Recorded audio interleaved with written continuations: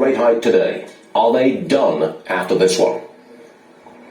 No, Stuart, I think it's wishful thinking to think that the Fed is going to pause when we're still at a 7% inflationary rate. And they've been crystal clear that they're going to continue to tighten. And the market's already priced in that tightening is going to slow down. The biggest thing I want to hear today, which is more important than the rate hikes, is the balance sheet roll-off. Are they going to continue $90 billion a month, or at least try to do that? That's a lot more damaging for next year than rate hikes. And lastly, I've been hearing this narrative of you should buy stocks because the Fed is going to cut rates next year. Let me be crystal clear, and forgive me for going against this so harshly.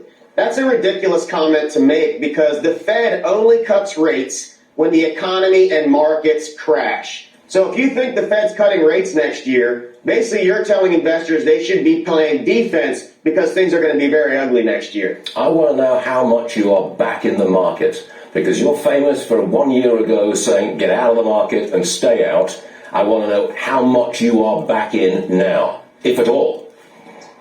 So our tactical strategy has well over 80% cash in it, and we're going to keep it at a very high level going into next year. And here's why. Here's the setup. We just follow the data. We have never in history seen a Fed tighten monetary policy and liquidity at the pace that we've seen this year. It's unprecedented. And most of what they've done we haven't seen the effects of it yet. We're going to see the effects of it next year.